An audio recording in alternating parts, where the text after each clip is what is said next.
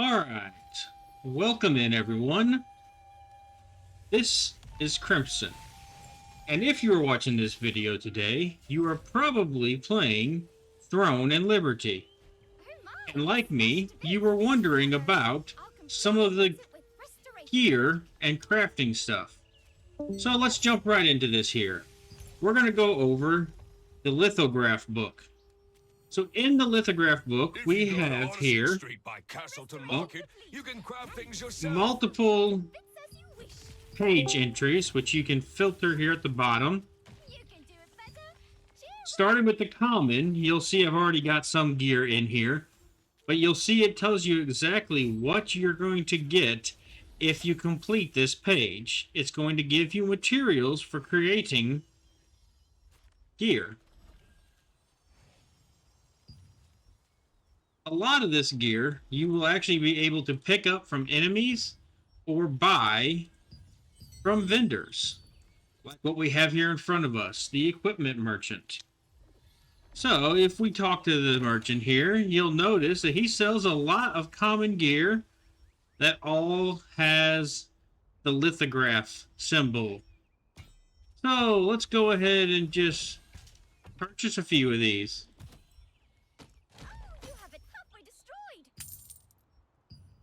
And now, when I go back to my lithograph book, oh, I can add everything. And I've completed one. So here we go. You claim reward, you get these 2 reward items. And that is the lithograph book. Pretty simple, pretty straightforward.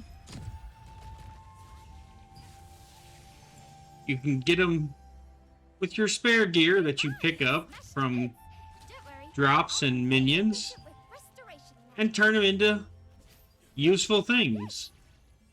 Like these lithograph pamphlets here, which I will go over those in just a moment. What kind of weapon?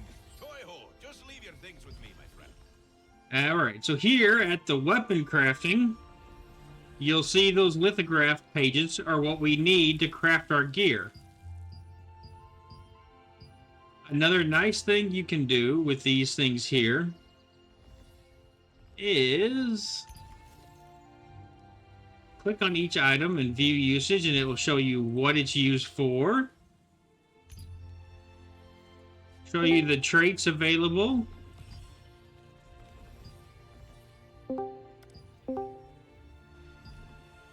And that is how you get those. So let's go to one that's, there we go. How to acquire. And it will tell you from the lithograph book, from a merchant, from a codex. I'm going to show you guys a few little tricks here. Alright, so I went into the shop here, talked to the shopkeeper here, and I bought 1 pair of these studded leather boots, because I knew I needed it for my litho book. So we'll go back to the litho book, and you can filter between incomplete and complete. I set it to incomplete, and the litho book pulled to the top the ones that have those boots. So now I know that I need 3 boots. I bought 1, so I'm going to need to buy 2 more.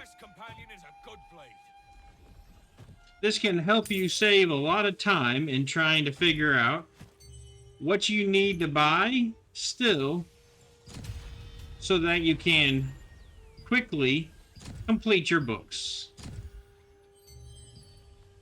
Alright, so now let's continue. Another thing I'm doing here to help me identify, if it has a drop, there's a good chance it's not going to be in the merchant. However, here we have one that doesn't have a drop and there's no way to get it whatsoever. There is a very good chance that this is at the merchant. So, that one was... Oh, where did you go? Studded leather tunic. Let's see if we're right. Studded leather tunic. And again, we're going to employ the same trick I just taught y'all.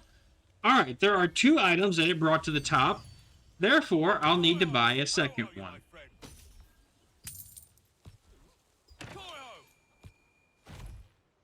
And here we go.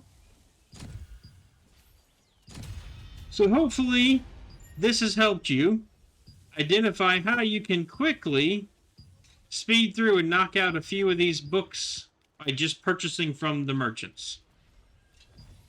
Alright, so here you can see that we do not yet have the ability, material-wise, to craft our gear here. We're missing some blue materials. There are a couple of different ways we can go about getting that. So, if we have green of the materials, then actually with this guy right here, we have the ability to craft it. So, let's go. What gear do I want? I already got a blue one of those. I need a blue staff. Never mind, I already have a blue staff. But maybe I want a different blue staff. Let's see. Maybe I'm interested in this Staff of Resistance. It's got a nice amount of mana and some major critical hit. Well, first, how about I switch gears so we can do a true comparison? And let's see here. Strength and Wisdom, I don't really need Strength. Wisdom I like, but crit chance and mana regen. So, I want to go about getting this. I'm going to need 10 rare mistwood. I can make rare mistwood from the green mistwood. I can make the green mistwood from the common mistwood. Will I be able to make enough right now to get this? Probably not. But this will still show you very well what the steps are.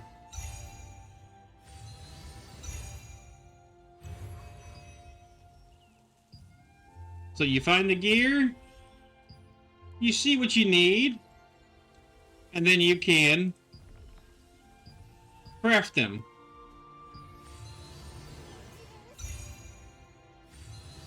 Now, there's another little trick here. So I've heard a lot of talk lately about the skill books, and people saying that, oh, be careful what you use with skill books on. There's a limited number, you can only get so many. That, from what I've seen so far at least, appears to be not true. So here we have our skill researcher, where you can quite clearly train skill books. So, obviously, most people already know that if you have a green, you can turn it into a blue by converting a certain number of green to blue. Then you can convert a certain number of blue to purple. However, you can also make blue ones by using Marin ore and rare parchment. Now, how do you get these? You can craft the ore.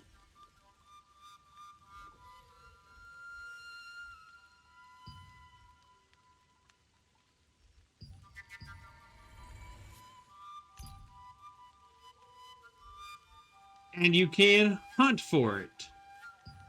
So we can gather it. We can get it from the litho book. We can even buy it from merchants. What about with this parchment? Again, you can hunt for it, drops, and buy it from merchants. So you can craft a limitless number of blues, which you can then take and turn into purples.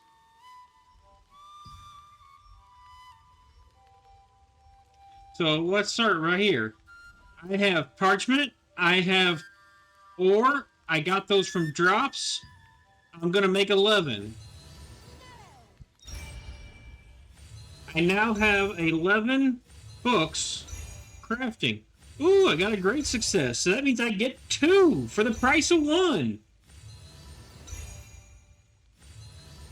Again, I had no book, I had parchment, and I had ore, and now I have books.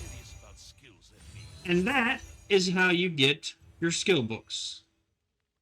So don't worry about what you spend your skills on or which classes you go to. You can get every class leveled to whatever level you so choose. The reason I could not find the thieving goblin wrestler earlier, he only spawns at night. So now I'm going to cover a new topic here. Are you looking for a particular mob because you know this mob drops this thing you're looking for? You can click on each area and look at exactly what mob you'll find there, as well as what they'll drop. So if you want the cantrip staff, you can get that from the fierce wolves in the black howling plains. Or up here, there's this gray area. I want to know if this is an area for my level or not. I'm a level 28. Got some couple purple gear, I think one or two, but I'm mostly blue and green. So I don't want to go somewhere that's, level 50 yet, because I ain't going to survive. Ooh, red. Special looking red. 50, 50, 50, 50. I don't think I'm going to survive this area. I'll not go exploring there yet. Ooh, look, a nice dungeon. Ooh, 33, 31, 29, 32, 33. This might be a bit tough for me. But maybe I could do it in a party. And that is how you can explore the map to find out where is safe to go and what you can find when you get there. Again, this is Crimson, and thank you for tuning in. If I have purple,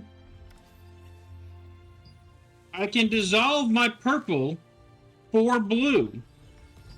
This is good, even though you would think intuitively purple is better than blue, so don't make the blue. I'll just make the purple and I'll save up and wait till then. It's all good and fine in theory, but the reality is, to farm all the materials to make the purple, you need to either do a lot of grinding on low-level mobs and come do some crafting, which could get very monotonous and very time-consuming. Or you would need to go farm the higher-level areas, which might be very hard to do with low-level equipment. So this is why this game has this nice transfer technique. So you can go ahead and make low-level gear and then transfer, once you get the purple, your old one right into it. And it will transfer at 100% material XP.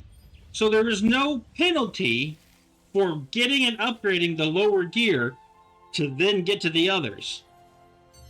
Why this is important is because here in your shop, when you get these ornate coins,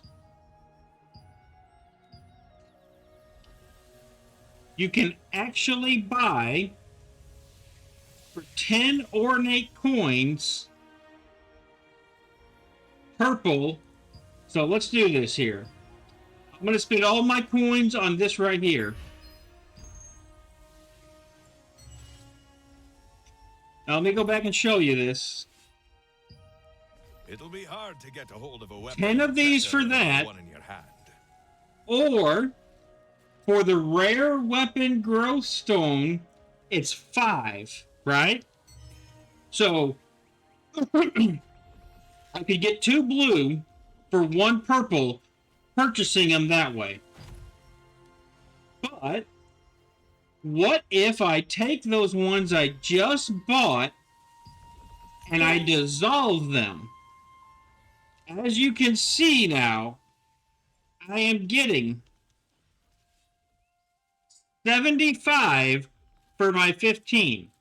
So if we do this math here real quickly, Every one purple is making me 5 blue.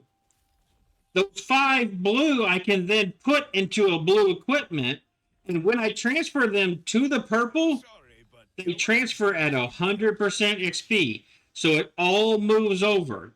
So it does cost gold, and I'm not going to say it's cheap on gold, but to get your maximum XP, your best bet is to get the purples, dissolve them into the lower levels, put those into equipment, put those equipment into your main weaponry, and that is how you will get the maximum XP